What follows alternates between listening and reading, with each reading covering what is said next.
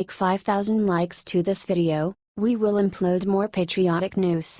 Thank you. When asked if he was the leaker, Priebus immediately shot back something startling.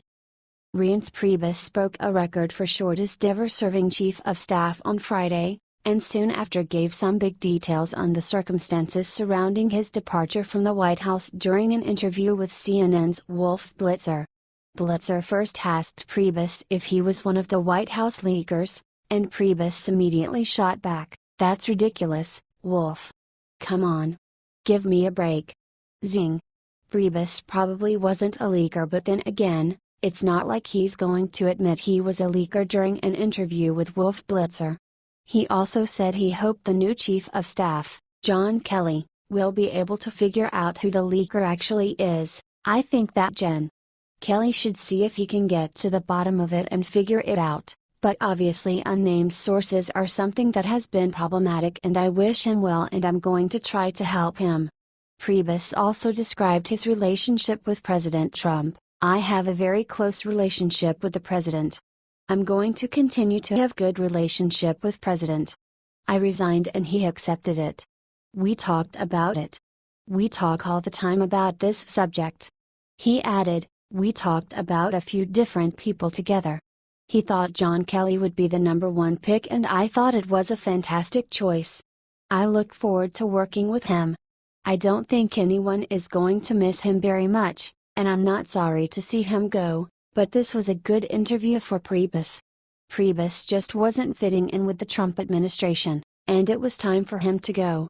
General John Kelly is going to do a fantastic job, and we can't wait for him to start. H/T The Hill.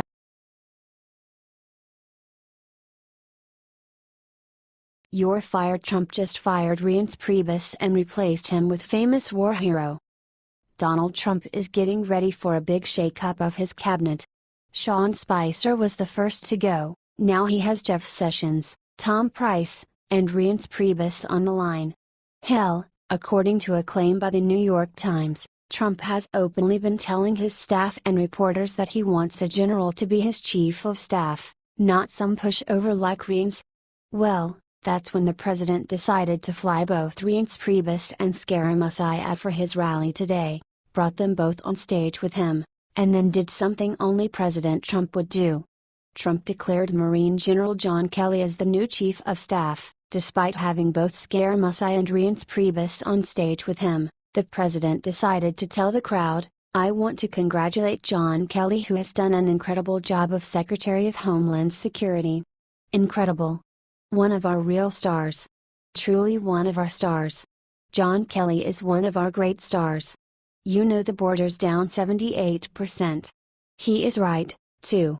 In fact, you could argue that James Mattis and John Kelly, both Marines, are the only cabinet members that have been successful in pushing Trump's agenda so far.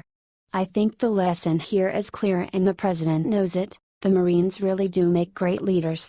The rumor now is that Trump's other cabinet members are very against having a Marine like Kelly for a boss. I bet they are scared they will be forced to work. Boo. Still, it would be a shame to lose his as the head of Homeland Security. He is doing a great job. Do you think Trump should appoint a Marine general to run his staff?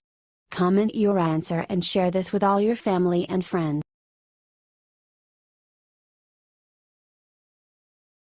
Trump Jr. just went OFF on the media and revealed the one thing America needs to know about Scaramucci. Donald Trump Jr. has picked a side and it's no surprise. Just 2 short days after White House Communications Director Anthony Scaramucci's passionate phone call with New York reporter Ryan Leigh, Donald Trump Jr. took to Twitter in an effort to show support for Scaramucci's hard work. In addition to championing Scaramucci, Trump Jr. made a point not to defend both Reince Priebus and Steve Bannon, stating that he was shocked the media is working to cut off their sources and leaks. Shocked the media is going after at Scaramucci for working to cut off their sources and leaks, Trump Jr. tweeted. All I know is that he is an ''t/wasn't the leak." The new White House Communications Director was far more direct with his accusations and pointed to White House Chief of Staff Reince Priebus for leaking information of the dinner to Leigh. "I fired one guy the other day," Scaramucci said, I have 3 to 4 people I'll fire tomorrow. I'll get to the person who leaked that to you.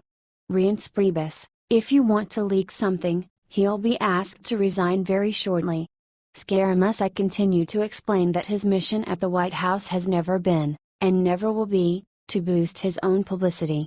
I'm not trying to build my own brand off the strength of the president. I'm here to serve the country. After the New Yorker published their story and immediately began to take some surprising and justifiable heat from the media, Scaramucci tweeted, "I sometimes use colorful language. I will refrain in this arena but not give up the passionate fight for Trump's agenda." Scaramucci had more truth to share hours later, sending out a tweet that would also hold corrupt media responsible for blowing up another non-story. "I made a mistake in trusting in a reporter," he tweeted. "It won't happen again." Anyone can agree that Scaramucci's decision to trust a writer from the New Yorker may not have been the best decision, but can you honestly fault a patriot for being passionate about his president? Scaramucci is here to get things done, and sometimes a little fire is necessary to wake up Washington. If President Trump and his family can recognize what is truly necessary for this country to move forward, why does it continue to be so hard for the popular media to do the same? It's time we look at results and start to celebrate the people who bring us real change. Share this now if you stand with President Trump and his family. Sources: dailycaller.com.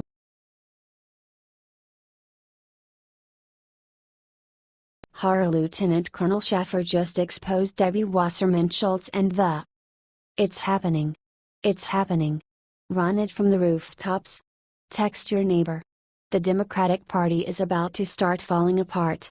Look how the Muslim Brotherhood and Debbie conspired together."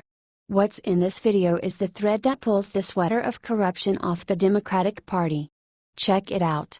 Schaffer: "Now the FBI has rolled in, and let me give you the big takeaway here. It looks like a foreign intelligence service may be the recipient of all this. Something called the Muslim Brotherhood. Ingraham: whoa, whoa, whoa. The Muslim Brotherhood and Debbie? They are really going to say it's a conspiracy theory now?" Schaffer: "It's a conspiracy now, but that's apparently where all of this has been going.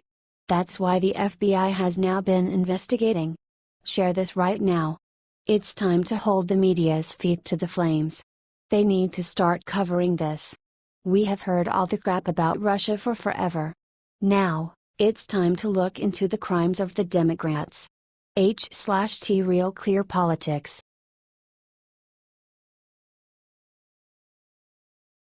Pandora's box: Devin Nunes just leaked the one thing that'll bring Obama down. Devin Nunes, our California, just revealed something huge about the Obama administration. They apparently made hundreds of unmasking requests without any justification during the 2016 presidential election. According to The Hill, Intelligence Chairman Devin Nunes, our California, in a letter to Director of National Intelligence Dan Coats, outlined that there were multiple requests made to unmask people for political reasons without any justification on why the info was needed. Remember what Susan Rice said: "I leaked nothing to nobody." We have found evidence that current and former government officials had easy access to U.S. person information, and that it is possible that they used this information to achieve partisan political purposes, including the selective, anonymous leaking of such information, Nunes wrote in the letter to Coates. Susan Rice and CIA John Brennan said that they made such requests, according to The Hill. But, they both declined to acknowledge whether making the requests were for legitimate work reasons.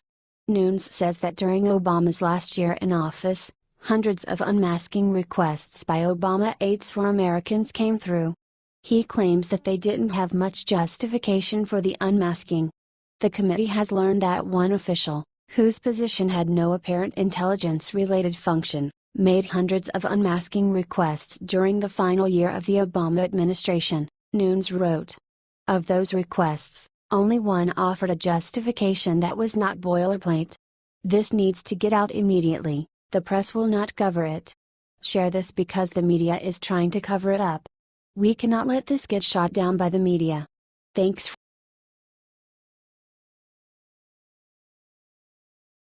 What he just said about Obamacare failure will send chills down Republican spines. Last night was the Republicans' final attempt to make a tiny repeal to Obamacare and get the win they needed. They failed by a measly 3 votes. Mitch McConnell was sad, Democrats were celebrating, but President Trump was not. He was 100% furious and went off on them like nobody's business. Donald Trump said the Senate failed America and now Obamacare will implode. It's very important to realize that an implosion of Obamacare, while effective, is not a win in any way. In fact, it will probably do a ton of damage to our country while it crashes and burns. The Republicans had a real chance to stop it tonight and they failed. The worst part is, they actually looked like they were gonna win it. They even had Mike Pence on standby at midnight just to break a tie. Nope.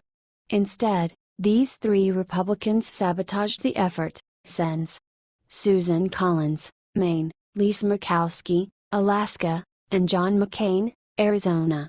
So, while Obamacare will have to be repealed in the long run, this is the worst way that could have happened and President Trump has every right to be furious. A big question now is, will Trump fire Health Secretary Tom Price over the failure? He made a joke about it the other day, but who knows how much of a joke it really was. Do you think it's time for a change of senators? If so, share this everywhere and say you failed us.